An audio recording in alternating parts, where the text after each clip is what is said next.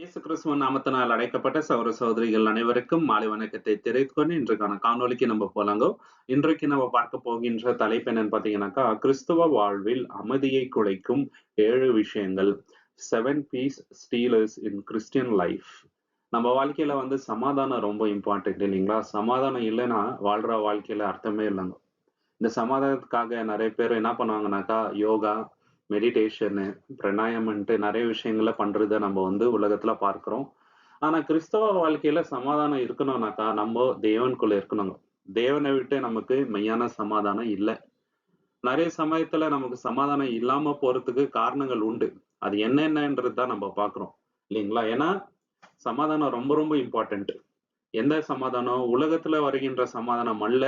தேவனுக்குள்ள நமக்கு இருக்கின்ற சமாதானம். ஏன் சமாதானம் இல்லாம நம்ம லைஃப்ல போகுதுன்ட்டு நம்ம புரிஞ்சுக்கணுங்க. முதலாவது ஏன் சமாதானம் இல்லாம போகுது நம்ம வாழ்க்கையில அப்படின்னு நம்ம பார்க்கும் பொழுது, தேவனோட பிரசன்னத்த மறந்து வாழ்ந்தோம்னாக்கா, நிச்சயமா சமாதானம் நம்ம வாழ்க்கையில இருக்காதுங்க.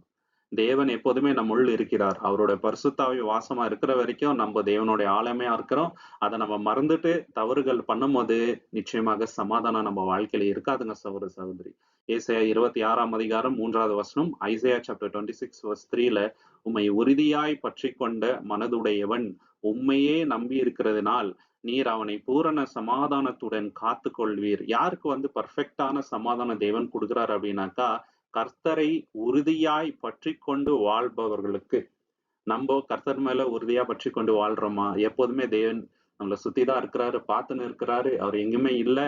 நம்ம தேவனுக்கு விரோதமா பேச்சுக்கள் பேசக்கூடாது, பொய் பேசக்கூடாது, திருடக்கூடாது, தவறான எண்ணங்கள் நம்ம வச்சுக்கூடாது, கசப்பு வச்சுக்கூடாது. இந்த மாதிரி யோசனையில நம்ம வாழ்ந்தோம்னு வச்சுங்களேன், சமாதானம் இருக்கும். அதை விட்டுட்டு நம்ம அதுக்கு விரோதமா செயல்படும் போது சமாதானம் அற்றுப்போகும். ரோமர் 8ஆம் அதிகாரம் 6வது வசனத்துல பவுல் கிளியரா இதை எக்ஸ்பிளைன் பண்றாரு. ரோமன்ஸ் சாப்டர் 8 வெர்ஸ் 6ல, மாம்ச சிந்தை மரணம், ஆவிக்குரிய சிந்தை ஜீவனும் சமாதானமும். பாத்தீங்களா? எப்படிப்பட்ட சிந்தனைகள் நமக்குள்ள இருக்கணும்னாக்கா, ஆவிக்குரிய சிந்தனைக்குள்ள நம்ம வாழும் பொழுது, ஒருத்தர் நம்மளுக்கு விரோதமா தவறு செஞ்சா, இல்ல தப்பான தாட்ஸ் வரும்போது, இல்ல நான் இப்படி யோசிக்க கூடாது, தேவன் இது தவறுன்னு நமக்கு சொல்லியிருக்கிறாருன்னு அந்த ஃபில்டர் நம்ம வச்சுக்கணும்னு வச்சுங்களேன், நம்ம வாழ்க்கையில ஜீவனும் வரும், சமாதானமும் இருக்கும். அதை விட்டுட்டு அதுக்கு நம்ம இடம் கொடுத்துட்டோம்னாக்கா சமாதானம் இருக்காதுங்க. ஏன்னா தேவன் கிளியரா நமக்கு வெளிச்சம் போட்டு காட்டுறாரு. இது தவறு, இது சரி, இது பரிசுத்தம், இது அசுத்தம் அப்படின்னு சொல்லிட்டு. நம்ம மாம்சத்துக்குரியவர்களா வாழக்கூடாதுங்க. ஆவிக்குரியவர்களா வந்தா சமாதானம் நம்ம வாழ்க்கையில உண்டு. எப்படி நம்ம இந்த சமாதானத்தை எடுக்கிறோம் அப்படின்னு பார்க்கும்போது, பிராக்டிக்கலா நம்ம லைஃப்ல என்ன ஆகுதுனாக்கா, நம்மளுடைய அட்டென்ஷன் தேவன் மேல இல்லாம சூழ்நிலைகளை சார்ந்து வாழ்வோம். இப்ப என்ன ஆகுதுனாக்கா, சமாதானம் அப்படியே கொஞ்சம் கொஞ்சமா போயிடும். எப்பவுமே தேவனுடைய கேரக்டரையே நம்ம பார்த்துட்டு இருக்கணும். சுற்றி இருக்கிற சூழ்நிலை எப்படி வேணா இருக்கலாம். தேவன் ஒரு நொடியில மாற்றுவார். ஆனா நம்ம தேவனை சார்ந்தே இருக்கணும். இல்லைங்களா? பயம் கொஞ்சம் கொஞ்சமா நம்ம வாழ்க்கையில வர ஆரம்பிச்சிருவோம். தேவனை விட்டு நம்ம தூரம் போனோம்னாக்கா. அதாவது தேவனோட பிரசனத்தை மறந்தோம்னு வச்சுங்களேன், பயம் வந்துரும். விசுவாசம் அப்படியே கம்மியாயிடும். அந்த சமயத்துல என்ன ஆகுதுனாக்கா, பீஸ் நம்ம வாழ்க்கையில இருக்காதுங்க. ப்ராப்ளம்ஸ் பெருசா தெரியும் தேவனோட. எப்போ தெரியுங்களா? தேவனுடைய பிரசனத்தை நம்ம மறந்து வாழும்போது. ஆனா தேவன் நம்ம கூட தான் இருக்கிறாருன்னு நம்ம நினைச்சோம்னு வச்சுங்களேன், ப்ராப்ளம்ஸ் எல்லாம் பெருசாவே தெரியாது. இயேசு கிறிஸ்துக்கு எந்த பிரச்சனையும் பெருசா தெரியல. அப்போஸ்தலனாகிய பவுலுக்கு எந்த ஒரு பிரச்சனையும் பெருசா தெரியல. ஆதி சபையில இருந்தவங்களுக்கு ப்ராப்ளம்ஸ் பெருசா தெரியல. ஏன்னா தேவன் கூட இருக்கிறார் அப்படின்ற அந்த ஒரு எண்ணத்துல தான் வாழ்ந்தாங்க. இல்லைங்களா? இதை என்ன தெரியுங்களா? ப்ரூஃப் கேட்க ஆரம்பிச்சிடும். தேவனோட பிரசனத்தை நம்ம மறந்துட்டேன்னு வச்சுங்களேன், ப்ரூஃப் என்ன? எப்படி நான் இதை நம்புறது? அந்த தாட்குள்ள போவோங்க. இல்லைங்களா? ப்ரூஃப் எல்லாத்துக்கும் காட்ட முடியாதுங்க. இது ஒரு உணர்வு தான். இல்லைங்களா? தேவன் நம்மள வழி நடத்துறாருன்றது ஒரு உணர்வு. தேவன் விசுவாசத்துல நம்மள பாதுகாக்கிறாருங்க. எல்லாத்துக்கும் ப்ரூஃப் கேட்க முடியாதுங்க.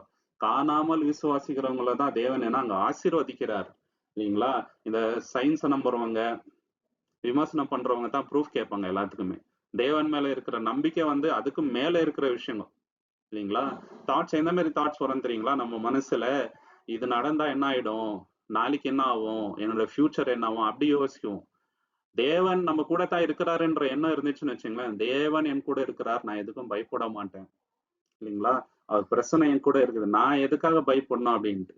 ஸ்டேபிளான ஒரு லைஃப் இருக்காதுங்க. நம்ம கொஞ்சம் கொஞ்சமா தேவனோட பிரசனத்தை மறந்துட்டேன்னு வச்சுங்களேன், லைஃப்ல ஸ்டெபிலிட்டி இருக்காது. சமாதானமும் இருக்காது. நம்பிக்கை ரொம்ப ரொம்ப இம்பார்ட்டன்ட்ங்க சகோதரர். 2வது விஷயம் ஏன் வந்து சமாதானம் இல்லாம நம்ம வாழ்க்கையில போகுதுனாக்கா, சில பாரங்களை நம்மளால சுமக்க முடியாது. தேவன் என்ன சொல்றாரு? "வருத்தப்பட்டு பாரம் சுமக்கிறவர்களே எல்லாரும் என்கிட்ட வாங்கன்னு" தான் இயேசு கிறிஸ்து சொல்றாருங்க. நம்ம வந்து என்ன பண்ணணும், அந்த பாரத்த அவர்கிட்ட குடுக்கணும். அத விட்டுட்டு நம்மளே சுமந்து போனோம்னு வச்சுக்கங்களேன், சமாதானம் நிச்சயமாக இருக்காது. அதனால தான் பவுல் என்ன சொல்றாரு, பிலிப்பியர் சபைக்கு எழுதும்போது, பிலிப்பியர் 4ஆம் அதிகாரம் 6லிருந்து 7 நம்ம வாசிக்கும் பொழுது, பிலிப்பியன்ஸ் சாப்டர் 4, 6-7 எந்த காரியத்தை குறித்து கவலைப்படாதிருங்கள். உங்கள் விண்ணப்பங்களை ஸ்தோத்திரத்தோடும் கூடிய ஜெபத்தினாலும் வேண்டுதலினாலும் தேவனுக்கு தெரியப்படுத்துங்கள். அப்பொழுது எல்லா புத்திக்கும் மேலான தேவ சமாதானம் உங்கள் இதயங்களை, உங்கள் சிந்தயங்களையும் கிறிஸ்து இயேசுக்குள்ளாக காத்துக்கொள்ளும். என்ன பண்ணுங்க? என்ன பிரச்சனை வந்தாலும், பர்டன்ஸ் இருந்தாலும், நம்ம ஜெபத்தோட தேவன் கிட்ட ஒப்பு கொடுத்துடணுங்க. இதுதான் ரொம்ப ரொம்ப இம்பார்ட்டன்ட். அதை விட்டுட்டு, ஐயோ என்ன ஆயிடுமோ, ஏதாயிடுமோ, எக்ஸாம் எழுதியிருக்கோம் ஃபெயில் ஆயிட்டா என்ன ஆயிடுமோ, வேலை கிடைக்கலன்னா என்ன ஆயிடுமோ, கல்யாணம் ஆகலைன்னா என்ன ஆயிடுமோ, ஃபியூச்சர் வந்து ஸ்டேபிளா இல்லையா, என்ன ஆகுமோ அப்படின்னு யோசிச்சுட்டு இருந்தோம்னா ரொம்ப ரொம்ப கஷ்டம். தேவன் கிட்ட கொடுத்துடணுங்க. என்ன மாதிரி பாரமா இருந்தாலும் தேவன் கிட்ட குடுத்துட்டாக்கா, தேவன் எல்லாத்தையும் பார்த்துக்குவாரு. இல்லைங்களா? அதை விட்டுட்டு நம்மளே சுமக்கணும்னு நினைச்சா ரொம்ப ரொம்ப கஷ்டம். நிறைய பேர் பண்ற விஷயம் இதுதான். யாத்திராகமம் 14ஆம் அதிகாரம் 14வது வசனத்துல எக்ஸோடஸ் சாப்டர் 14:14ல கர்த்தர் உங்களுக்காக யுத்தம் பண்ணுவார், நீங்கள் சும்மா இருப்பீர்கள் என்றார். பாத்தீங்களா? இதுதான் நம்ம வாழ்க்கையில உண்மைங்க. எந்த ஒரு பிரச்சனையும் சரி, தேவன் தான் நம்மள அதுல விலக்கி காக்குறாரு. நம்மளுடைய சுயபலத்தினால நம்ம வந்து வெளியே வரலங்க. தேவனால தான் நம்ம எல்லா பிரச்சனையில இருந்தோ பேர்டன்ஸ்ல இருந்தே வெளியே வர்றது.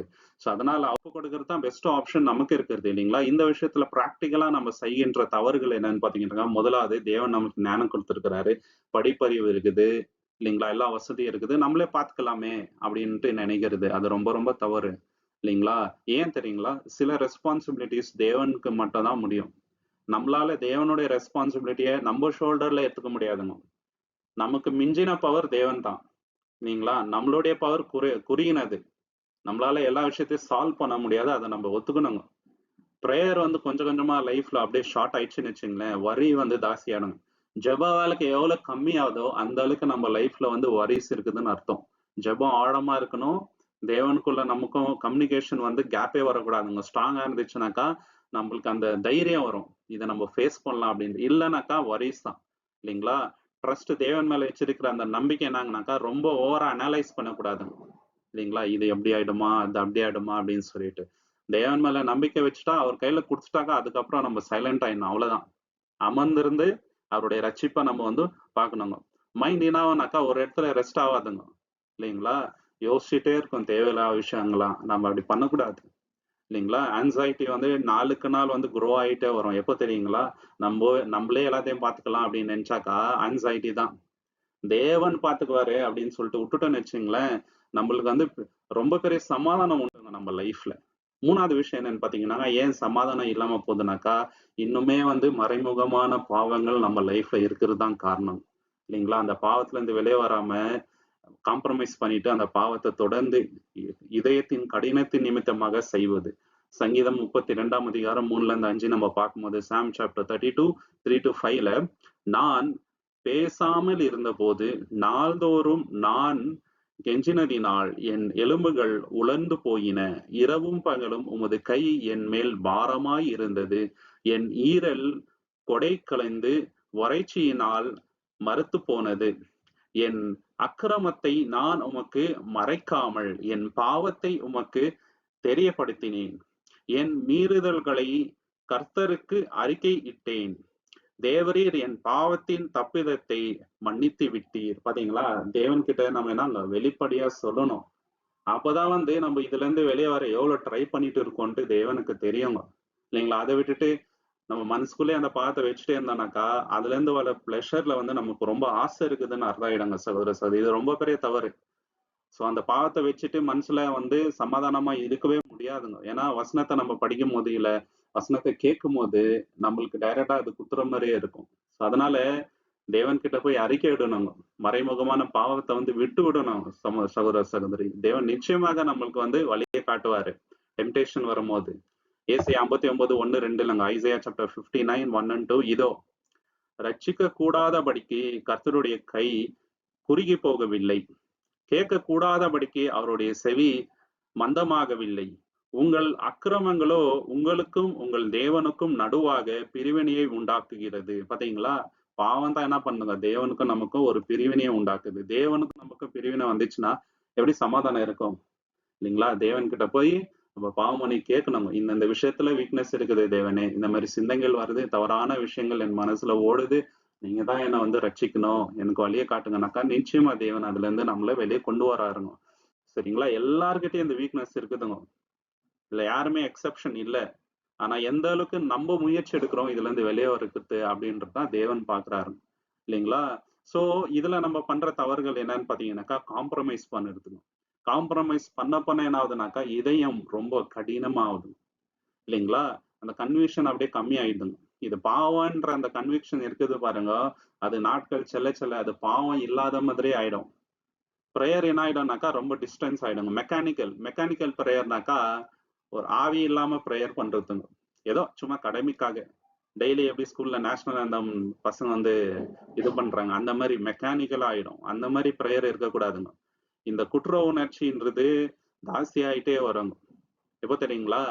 நம்ம தேவன் கிட்ட அந்த பாவத்தை அறிக்கையிடாமல் இல்லைங்களா, மறைமுகமா யாரும் பார்க்கல அப்படின்னு சொல்லிட்டு பண்ணிட்டே இருந்தோம்னாக்கா, குற்ற உணர்ச்சி நாளுக்கு நாள் அதிகரிக்கும் அதிகரிக்கும். சமாதானமும் நம்ம லைஃப்ல இருக்கவே இருக்காதுங்க. இல்லைங்களா? நம்மளோட எனர்ஜி எல்லாமே வந்து பாவத்தை கவர் பண்றதுலே போயிடுங்க. இல்லைங்களா? சந்தோஷம் அப்படியே டிஸப்பியர் ஆயிடுங்க. தேவனுக்கும் நமக்கும் இருக்கின்ற இந்த ஃபெலோஷிப் வந்து அப்படியே அற்று போயிடும். இது எல்லாமே வந்து நம்ம பண்ற தவறு. இந்த விஷயத்துல ரொம்ப ரொம்ப எச்சரிக்கையா இருக்கணுங்க. சமாதானம் இருக்கணும்னாக்கா, எந்த பாவமும் தேவனுக்கு நம்ம மறைமுகமா வச்சுக்க கூடாது. தேவன் கிட்ட போய் அறிக்கையிடணுங்க. நம்ம முயற்சி எடுக்கணும். எந்தெந்த இடத்துல வந்து பாவம் செய்கின்ற சிந்தை வருதோ அந்த இடத்தெல்லாம் அவாய்ட் பண்ணுங்க. ரிலேஷன்ஷிப்ஸ் ஏதாவது இருந்துச்சுனாக்கா அதை அவாய்ட் பண்ணுங்க. வேர்ல்ட்லி ஃப்ரெண்ட்ஸ் வந்து ரொம்ப தவறா நடந்துக்கிறாங்க, நம்மள தப்பான வழியில கூட்டிட்டு போறாங்கன்னா அந்த ஃப்ரெண்ட்ஷிப்பை வந்து நம்ம கட் பண்ணுங்க. இந்த மாதிரி சொல்லிட்டே போலாங்க. இல்லைங்களா? போன்ல வந்து தவறான விஷயங்கள் வருதுனாக்கா நம்ம அதை அவாய்ட் பண்ணுங்க. சோசியல் மீடியால சில விஷயங்கள் வருது அருவருப்பானதுனாக்கா அவாய்ட் பண்ணுங்க. டிவில வந்து சில தவறான விஷயங்கள் வருதுனாக்கா அதை அவாய்ட் பண்ணுங்க. என்ன சொல்லிட்டே போலாம். இதெல்லாம் நம்ம செய்கின்ற ப்ரிகாஷன்ஸ். இத பண்ணாம சமாதானம் இல்லைனாக்கா எப்படி வராங்க சமாதானம்? இல்லைங்களா? சோ தேவன் நம்மளுக்கு அந்த ஞானத்தை கொடுத்திருக்கிறாருங்க சகோதர சகோதரி. நம்ம அதுக்கு முயற்சி எடுத்துட்டே இருக்கணுங்க நம்ம லைஃப்ல. 4வது விஷயம் என்னன்னு பாத்தீங்கன்னாக்கா, ஏன் சமாதானம் இருக்கிறது இல்ல நம்ம லைஃப்ல கிறிஸ்டியன்ஸ்க்கு முக்கியமாக. கிறிஸ்டியன்ஸோட லைஃபும் வேர்ல்டு பீப்புளோட லைஃபும் ரொம்ப டிஃபரன்ஸ்ங்க. மேஜரான டிஃபரன்ஸ் இருக்குது. நம்ம அவங்கள போல இருக்க முடியாது. அவங்க வந்து நம்மள போல இருக்க முடியாது. அது வாய்ப்பே இல்ல. ஏன்னா அவங்களுக்கு சத்தியம் தெரியாது. நம்ம வந்து அவங்க நம்மள அப்ரிஷியேட் பண்ணணும். இல்லைங்களா? அவங்க நம்மள வந்து ரெகக்னைஸ் பண்ணணும். அவங்க நம்மள வந்து அப்ரூவ் பண்ணணும்னு நினைச்சோம்னு வச்சுக்கங்களேன், அவங்கள ப்ளீஸ் பண்ணணும்னு ஆள்ல நினைச்சா, அது ரொம்ப ரொம்ப முட்டாள்தனமான ஒரு இதுங்க. இல்லைங்களா? ட்ரெண்ட்ல இருக்கலாம். உலகம் ஒரு வழியில போகுது. நம்ம மட்டும் ஏன் செப்பரேட்டா இருக்கணும்னு நினைச்சா, அதுவும் முட்டாள்தனமான காரியம். இதுலயே வந்து நெறைய பேரோட லைஃப் வந்து பாழாயிடுதுங்க. இப்போ நான் ஒரு பிரதர்ஸ் காலேஜ்ல போறாருன்னா, அங்க வந்து அவங்களோட ஃப்ரெண்ட்ஸ் வந்து ரொம்ப ரொம்ப வேற விதமா ட்ரெஸ் பண்றாங்க. நம்மளும் அதே மாரி இருந்தா தான் நம்மளையும் மதிப்பாங்கன்னு சொல்லிட்டு அதே மாரி ஆயிட்டாருனாக்கா, ரொம்ப ரொம்ப தவறு. அதே போல தான் ஆஃபீஸ்லயும் சரிங்க. வீட்டு பக்கத்துலயும் சரிங்க. நம்ம இந்த மாரி இல்லன்னா நம்மள மதிக்க மாட்டாங்கன்னு சொல்லிட்டு, இவங்களும் அதே மாரி ஆயிடுவாங்க. இது ரொம்ப ரொம்ப தவறு. இல்லைங்களா? சோ தேவன வந்து திருப்திப்படுத்தணும். தேவன் வந்து அப்ரூவ் பண்றாருன்னு தான் ஃபர்ஸ்ட் பாயிண்ட் நம்மளுக்கு. நீதிமொழிகள் 29ஆம் அதிகாரம் 25, ப்ராவெர்ப்ஸ் சாப்டர் 29, 25. மனுஷனுக்கு பயப்படும் பயம் கண்ணியை வைக்கும். பாத்தீங்களா? அது ஒரு கண்ணிங்க, ட்ராப். கர்த்தரை நம்புகிறவனோ உயர்ந்த அடைக்கலத்திலே வைக்கப்படுவான். கர்த்தரை நம்பி வாழ்ந்தா உயர்ந்த அடைக்கலத்துல போவோம். ஆனா மனுஷரை திருப்திப்படுத்தணும்னு நினைச்சேன்னு கடைசி வரைக்கும் சமாதானம் இருக்காது. தேவனை விட்டு தூரம் தான் இருக்கணும். இயேசு கிறிஸ்து ஊழியம் பண்ண காலகட்டத்துல நிறைய பேரை நம்புறாங்க. ஆனாலும் ஜனங்க என்ன நினைச்சுப்பாங்களோன்னு சொல்லிட்டு இயேசு கிறிஸ்து பின்னாடி போகாமவே இருந்தாங்க. அதை பத்தி நம்ம யோவான் 12ஆம் அதிகாரம் 42, 43ல பார்க்கலாம். John chapter 12, 42 and 43. அப்படி இருந்தும் அதிகாரிகளில் கூட அநேகர் அவரிடத்தில் விசுவாசம் வைத்தார்கள். ஆனாலும் தாங்கள் ஜெப ஆலயத்திற்கு புறமாக்கப்படுவதற்கு பரேசருக்காக அதை அறிக்கையிடவில்லை. தேவனால் வரும் மகிமையை பார்க்கிலும் மனுஷரால் வரும் மகிமையை அவர்கள் அதிகமாய் விரும்பினார்கள். பாத்தீங்களா? தேவனால் வரும் மகிமையை வந்து பெருசா அவங்க நினைக்கல. மனுஷரால் வரும் மகிமையை வந்து பெருசா நினைச்சாங்க. இது நம்ம லைஃப்ல கூட இருக்கலாங்க சகோதர சகோதரி. இது இருந்துச்சுனாக்கா சமாதானம் நம்ம லைஃப்ல இல்லைங்க. பவுல் கூட சொல்றாரு, நான் வந்து மனிதனையா பிறைப்படுத்த சுவிசேஷத்தை பிரசங்கம் பண்றேன். அப்படி பண்ணாக்கா ரொம்ப தவறாச்சேன்றாரு இல்லைங்களா? நம்மளோட ஐடென்டிட்டி வந்து இந்த உலகத்தார் வந்து அக்செப்ட் பண்ணாதான் நம்மளோட ஐடென்டிட்டின்னு நம்ம நினைச்சுங்களா, ரொம்ப ரொம்ப தவறு. தேவன் அக்செப்ட் பண்ணாங்க.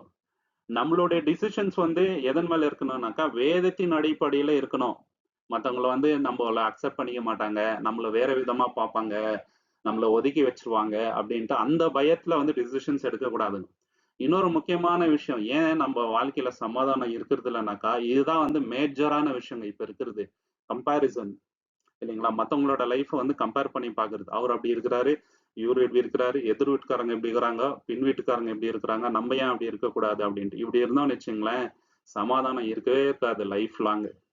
இல்லைங்களா? கன்டென்ட்மென்ட் போதும் என்ற மனப்பான்மை தான் சமாதானத்தை கொண்டு வரும். இல்லைங்களா? யாராவது உலகத்தார் வந்து நம்மளை விமர்சனம் பண்ணா, அது ரொம்ப பெரிய விஷயமா நம்மளுக்கு வந்து தெரிய ஆரம்பிச்சுருங்க.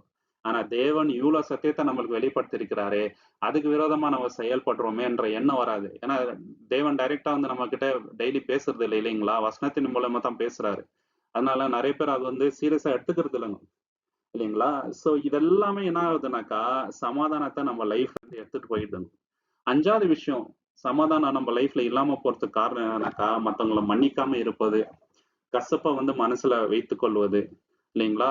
கூட பொறந்தவங்களே இப்போ வந்து பேசாம ஆயிடுறாருங்க நெறைய பேரு. சரிங்களா? அக்கா, தங்கச்சியா இருப்பாங்க. அண்ணன், தங்கச்சி இல்லைங்களா? அப்பா, பிள்ளைகள். ஒரே ஃபேமிலில இருக்கிறவங்களே அந்த கசப்ப வச்சுட்டு, ரொம்ப வருஷமா பேசாம இருக்கிறவங்க கிறிஸ்டியன் ஃபேமிலில இருக்கிறாங்க. சத்தியம் தெரிஞ்சவங்களே இருக்கிறாருங்க. அதுதான் வந்து ரொம்ப ரொம்ப ஆச்சரியமான விஷயங்க. இல்லைங்களா? நம்ம வாழ்ற வாழ்க்கைக்கு அர்த்தம் இல்லாத போயிடுங்க அப்படி இருந்தா. நம்ம சொந்த சகோதர, சகோதரியே மன்னிக்க முடியலன்னா, அப்ப யார மன்னிக்க முடியும்? இப்படி இருந்துட்டாக்கா மனசுல சமாதானம் எப்படி வருங்க? தேவன் பார்த்துனே தானே இருக்கிறாருங்க. ஏன்னா எல்லாருக்கும் பரிசுத்த ஆவி இருக்குது. வசனத்தின் மூலியமா தான் தேவன் நம்மள கேள்வி கேட்கிறதுங்க. அந்த பரிசுத்த ஆவி நிச்சயமா நம்ம மனசுக்குள்ள அந்த கேள்விய எழுப்பும். "நீ வந்து இவ்வளவு சத்தியம் தெரிஞ்சு கூட ஏன் இன்னும் மன்னிக்காம இருக்கிற உன்னோட சகோதரனையோ, சகோதரியோ" அப்படின்னு சொல்லிட்டு. எபேசியர் 4ஆம் அதிகாரம் 31, 32லங்க. Ephesians chapter 4, 31 and 32. சகல விதமான கசப்பும், கோபமும், மூர்க்கமும், கூக்குரலும், நிந்தையும் மற்றுமுள்ள சகல துர்குணங்களும் உங்களை விட்டு நீங்க கடவது. ஒருவரை ஒருவர் மன்னியுங்கள். கிறிஸ்துவுக்குள் தேவன் உங்களை மன்னித்தது போல நீங்களும் ஒருவரை ஒருவர் மன்னியுங்கள். பாத்தீங்களா? ஒருத்தருக்கு ஒருவர் நீங்க மன்னியுங்க. சகலவித கசப்பையும் தூக்கி போடுங்கன்றாரு. எபிரேயர் 12:15ல நம்ம என்ன பார்க்கிறோம்? ஹீப்ரூஸ் சாப்டர் 12:15ல தேவனுடைய கிருபையை ஒருவனும் இழந்து போகாதபடிக்கு யாதொரு கசப்பான வேர் முளைத்தெழும்பாகாதபடிக்கு எச்சரிக்கையா இருங்கள். என்ன சொல்றாருங்க? அந்த கசப்புன்ற வேர் வந்து உங்க லைஃப்ல வரக்கூடாது. வந்துச்சுன்னா அது பெரிய ஆலமரம் ஆயிடுங்க. இல்லைங்களா? சோ அந்த வேர்லயே வந்து அத கட் பண்ணி போட்டுறணும். ஒருத்தர் மேல நெகட்டிவான இம்ப்ரஷன் நம்மளுக்கு வந்துச்சுன்னு வச்சுங்களேன், அது வளர வளர என்ன ஆகுது? ஒரு ஏட்ரட் ஆயிடுது. ஆனா கிறிஸ்தவர்கள் அப்படி ஒருத்தரை ஏட்ரடோட பார்க்க கூடாதுங்க. பார்த்த உடனே அவங்களுக்கு திரும்பின்னு போறது. அவங்க இருக்கிறாங்கனாக்கா அந்த சைட் போகாம இருக்கிறது. அவங்கள்ட்ட பேசாம இருக்கிறது. எதிர்க்க வந்தாலே பார்த்துட்டு பார்க்காம போறது. அந்த மாரி கசப்புகள வைத்துட்டு இருந்தா, இப்ப நம்மளுக்கும் உலகத்தாருக்கும் என்ன அர்த்தங்க? இப்படி இருந்தாக்கா எங்க சமாதானம் இருக்கும் நம்ம லைஃப்ல? என்ன பண்ணாலும் சமாதானம் வராதுங்க சகோதர, சகோதரி. ஏன்னா இயேசு கிறிஸ்து ஒருத்தர ஒதுக்கி வைங்கன்ட்டு சொல்லவே இல்ல. மன்னிச்சுடுங்கோ. ஒரு சகோதரன் தவறு செஞ்சா, நீ வந்து மன்னிச்சுட்டே இருக்கணும்னு தான் அவரு நம்மளுக்கு சொல்லிக் குடுத்திருக்கிறாரு. இல்லைங்களா? சோ பிராக்டிகலா நம்ம லைஃப்ல இது என்ன ஆயிடுதுன்னு பாத்தீங்கன்னாக்கா, அன்னைக்கு அவரு அப்படி பண்ணாரே, அன்னைக்கு அவரு அப்படி சொன்னாரு இல்லையா? அப்படின்னு சொல்லிட்டு, அதுவே யோசிச்சு யோசிச்சு நம்மளுடைய இதயம் ரொம்ப கல்லாயிடுங்க. இல்லைங்களா? அந்த மெமரி என்ன பண்ணுதுனாக்கா, திருப்பி திருப்பி வந்து வந்துட்டே இருக்கும். அன்னைக்கு அவங்க பண்ணுனது. இதனால என்ன ஆகுது? மனசுல ஒரு காயம். இல்லைங்களா? நம்மளோட ஐடென்டிட்டி எப்படி ஆயிடுது தெரியுங்களா? உலகத்தார் மாரியே ஆயிடும். இத யோசிச்சுட்டே இருந்தாக்கா. "நீ அன்னைக்கு அப்படி பண்ணதானே என்ன? நானும் உனக்கு பண்றேன் இரு" அப்படின்னு சொல்லிட்டு. ஆனா நம்மளுக்கும் அழிவு வருது அதனால அப்படி யோசிச்சான்ட்டு நெறைய பேர் யோசிக்கிறது இல்லங்க. இல்லைங்களா? அந்த தாட்ஸ் தான் வந்து வருதுங்க. ஆனா தேவனுடைய நீதி நம்மளுக்கு மைண்ட்ல வர்றதில்ல. இல்லைங்களா? ஒரு பெர்சன் நம்மளுக்கு காயத்த ஏற்படுத்தினா, அதே வந்துட்டு இருக்கும். கசப்பு அப்படியே என்ன ஆகும்னாக்கா, சமாதானத்த கன்சியூம் பண்ணிடுங்க. சமாதானம் இல்லாத மாதிரி நம்ம லைஃப்ல சகோதர சகோதரி எச்சரிக்கையா இருக்கணுங்க இந்த விஷயத்துல. 6வது விஷயம் ஏன் வந்து சமாதானம் நம்ம லைஃப்ல இருக்குதுல தெரியுங்களா? தேவனுக்கு கொடுக்க வேண்டிய டைம நம்ம வந்து குடுக்கறது இல்லங்க. அந்த பிராயோரிட்டி குடுக்கறது இல்ல. இல்லைங்களா? தேவன் கிட்ட பேசாம, பைபிள் படிக்காம அப்படியெல்லாம் இருந்துட்டு, சமாதானம் வேணும்னா எப்படி வருங்க? பைபிளே ஓப்பன் பண்றது இல்ல. எப்பயாவது டைம் கிடைக்கும்போது ஓப்பன் பண்றது, ஜெபம் பண்றது இல்ல. இல்லைங்களா? கிளாஸ்ங்க கேட்கறது இல்ல. இருக்கிற டைம் எல்லாம் வந்து என்டர்டெயின்மெண்ட், வேர்ல்டு விஷயங்கள், பர்சனல் திங்ஸ்க்காகவே ஸ்பெண்ட் பண்ணிட்டு சமாதானம் வேணும்னாக்கா எங்க வரும்? வாய்ப்பே இல்ல இல்லைங்களா?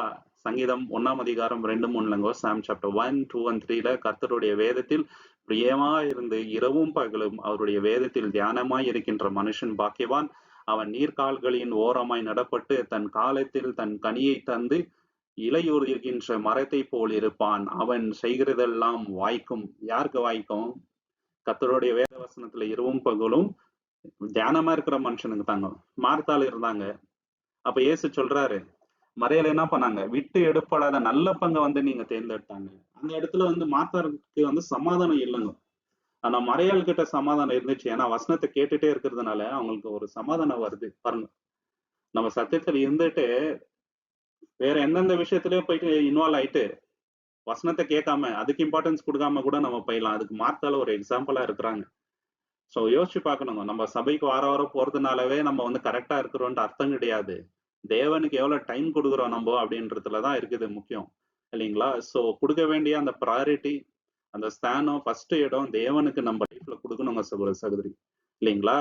ஸ்பிரிச்சுவல் ஆக்டிவிட்டி ரொம்ப இம்பார்ட்டன்ட். ஆனா relationship with God very very important, இல்லைங்களா? நமக்கும் தேவனுக்கு இருக்கின்ற அந்த ரிலேஷன்ஷிப் எப்படி இருக்குது, இல்லைங்களா? நம்மளோட லைஃப் வந்து ரொம்ப நாய்ஸியா இருக்கக்கூடாதுங்க. நாய்ஸினாக்கா சமாதானம் இருக்கணும், நம்ம லைஃப்ல அமைதி இருக்கணும். அதை விட்டுட்டு தேவையில்லாத விஷயத்துல எல்லாம் போயிட்டு இன்வால்வ் ஆகணும்னு வச்சுங்களேன், நமக்கு சமாதானம் இருக்காதுங்க.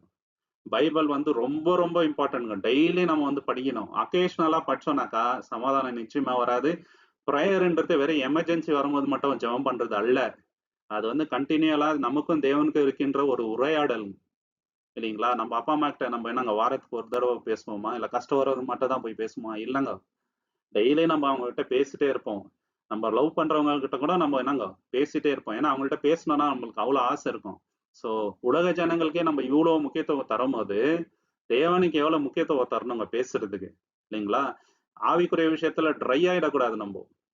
அது ரொம்ப இம்பார்ட்டன்ட். சமாதானம் கொஞ்சம் கொஞ்சமா வந்து வீக் ஆயிடுங்க. நம்ம வந்து தேவனுக்கு முக்கியத்துவம் கொடுக்காம போனா இந்த விஷயத்துல ரொம்ப ரொம்ப எச்சரிக்கையா இருக்கணும். 7வது விஷயம் ஏன் சமாதானம் நம்ம லைஃப்ல இல்லாம போகுதுனாக்கா, டெம்பரரியான விஷயத்த வந்து தேடுறது. நிலையற்ற ஒரு வாழ்க்கைய வந்து வாழணும்னு நினைக்கிறதுங்க. நிலையற்றது என்னங்க? பணம், காசு, பேரு, புகழ், இந்த உலகத்துல நம்ம வாங்குற பட்டம், இது எல்லாமே நிலையற்றுதான். எது வந்து நிலையுள்ளது, இட்டர்னலா இருக்குது என்ன? தேவனுக்காக நம்ம செய்கின்ற விஷயம்தான். தேவனுக்காக நம்ம பண்ற சாக்ரிஃபைசஸ் தான் நிலையானது. சோ அது எவ்வளவு இருக்குது நம்ம லைஃப்ல யோசிச்சு பார்க்கணும், இல்லைங்களா? பேங்க்ல எவ்வளவு பணம் இருக்குதுன்றது செகண்டரி. வீடுகள் எவ்வளவு கட்டி இருக்கிறோம் அப்படின்றது பெரிய விஷயம் இல்லைங்க. தேவனுக்காக என்ன பண்ணியிருக்கிறோம், எவ்வளவு புண்ணியத்தை வந்து தேடி இருக்கிறோம், எவ்வளவு பாவத்தை வந்து விட்டு இருக்கிறோம், எத்தனை பேருக்கு வந்து சத்தியத்தை வந்து சொல்லி இருக்கிறோம், எவ்வளவு பேருக்கு எக்ஸாம்பிளா இருக்கிறோம், எத்தனை பேருக்கு என்கரேஜ்மெண்டா இருக்கிறோம், இதெல்லாம் தேவன் வந்து பாக்குறாருங்க. சபையில எவ்வளவு பேருக்கு மாதிரியா இருக்கிறோம், எவ்வளவு தவறான விஷயங்களை விட்டு வந்திருக்கிறோம் நம்ம தேவனுக்காக அப்படின்றது. மத்தேயு 6ஆம் அதிகாரம் 19ல இருந்து 21, மேத்யூ சாப்டர் 6, 19 to 21ல பூமியிலே உங்களுக்கு பொக்கிஷங்களை சேர்த்து வைக்க வேண்டாம், இங்கே பூச்சியும் துருவும் கெடுக்கும், இங்க திருடர்கள் கன்னமிட்டு திருடுவார்கள். பரலோகத்திலே உங்கள் பொக்கிஷங்களை சேர்த்து வையுங்கள், அங்கே பூச்சியாவது துருவாவது கெடுப்பதும் இல்லை, அங்கே திருடர்கள் கன்னமிட்டு திருடுவதும் இல்லை.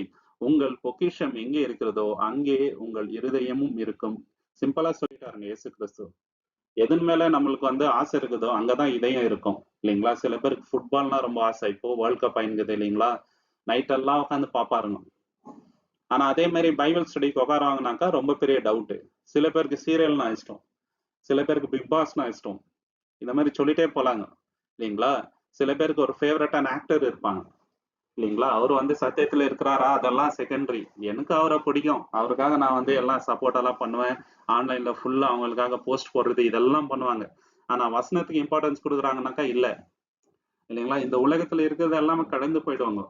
தேவனுக்காக நம்ம பண்றதுதான் வந்து ரொம்ப ரொம்ப இம்பார்ட்டன்ட், இல்லைங்களா? சோ எப்படி நம்ம தேவனை விட்டு தூரம் போறோம்னா இந்த விஷயத்துல சமாதானம் இல்லாம வருது. டெம்பரரி சக்சஸ்க்கு ரொம்ப ரொம்ப இம்பார்ட்டன்ஸ் கொடுக்கறது தவறு, இல்லைங்களா? நம்மளுடைய இதயம் வந்து அதுல ரொம்ப அட்டாச்மெண்ட் காட்டக்கூடாதுங்க. போதும் என்ற மனப்பான்மை இருக்கணுங்க, இல்லைங்களா? கான்ஸ்டன்டா அப்கிரேட் ஆயிட்டே இருக்கணும். நம்ம உலகத்தார் போல அப்கிரேட் ஆயிட்டே இருக்கணும். இப்ப இந்த போன் வச்சுட்டு இருக்கிறேன், நெக்ஸ்ட் இன்னொரு மாடல் மாத்தணும், இன்னும் 6 மாசம் கழிச்சு இன்னொரு மாடல் மாத்துவோம், இல்லைங்களா? இப்ப இந்த கார் வச்சுட்டு இருக்கோம், இன்னும் கொஞ்ச நாள் விட்டு வேற கார் வாங்குவோம். இந்த மாதிரி யோசிச்சு இருக்க கூடாது. ஏன்னா அதெல்லாம் அஞ்சு போற காரியம். அதுக்கே அவ்வளவு இம்பார்ட்டன்ஸ் கொடுத்தா எப்படி, இல்லைங்களா? கம்பாரிசன் பண்றது, இல்லைங்களா? மத்தவங்கள பார்த்து ஓகே. சோ இதெல்லாம் ரொம்ப ரொம்ப தவறு. சரிங்களா? இந்த உலகத்துல நம்ம சம்பாதிச்ச சொத்துக்கள் மேல ரொம்ப ரொம்ப இமோஷனல் கனெக்ட் நம்ம வச்சுக்கணும்னா, அது நம்மளுக்கு என்ன ஆயிடுங்க? எஜமான் ஆயிடும். நெறைய பேருக்கு என்னங்க எஜமான் அதுதான். இல்லைங்களா? அதனால தான் இயேசு கிறிஸ்து சொல்றாரு, 2 எஜமான்களுக்கு நீங்க வந்து ஊழியம் பண்ண முடியாது அப்படின்னு சொல்லிட்டு. இல்லைங்களா? பிரேயர் வந்து ரொம்ப ரொம்ப டிரான்சாக்ஷனல் ஆயிடுங்க. எப்படின்னா, நம்ம இவ்வளோ காணிக்கை வைக்கிறோம். தேவன் வந்து இவ்வளோ நம்மளுக்கு செய்யணுன்ற எதிர்பார்ப்போட பண்றது. அது ரொம்ப ரொம்ப தவறுங்க. இல்லைங்களா? இந்த மாரி பணத்தின் மேல ரொம்ப ரொம்ப இன்ட்ரெஸ்ட் வச்சுருக்கிறவங்களால வெயிட் பண்ண முடியாதுங்க. இல்லைங்களா? சோ இது சக்சஸ் வரலன்னா என்ன ஆயிடும்னாக்கா, அவங்களுக்கு ஆங்ஸைட்டி வந்துருங்க. ஐயோ! ஆவலியே, ஆவலியே அப்படின்னு சொல்லிட்டு. ஆனா ஆவிக்குரிய விஷயத்துல எப்படி இருக்கிறாங்கன்றத பத்தி பெருசா தாட்ஸ் இருக்காது. இல்லைங்களா? இது எல்லாருக்குள்ளயும் இருக்காங்க. பர்ட்டிகுலரா ஒருத்தர் ஒருத்தர்கிட்ட 2 பேர்ட்டன்ட்டு இல்ல. நெறைய பேருக்குள்ள இருக்கிற ப்ராப்ளம் இது. இத நம்ம இன்னைக்கே வந்து வேற இருக்கலனாக்கா, ஆவிக்குரிய விஷயத்துல நம்ம வளரவே முடியாதுங்க. சோ அந்த அளவுக்கு சீரியஸ்னஸ் இதுல இருக்குதுங்க. இட்டர்னல் பெர்ஸ்பெக்டிவ்காக நம்ம வந்து வாழணுங்க. இந்த உலகத்துக்காக வாழ்ந்தா அது வேஸ்ட் தான். இல்லைங்களா? சோ இது எல்லாமே வந்து சமாதானத்தை இல்லாதபடிக்கு நம்ம வாழ்க்கையில செஞ்சிருதுங்க.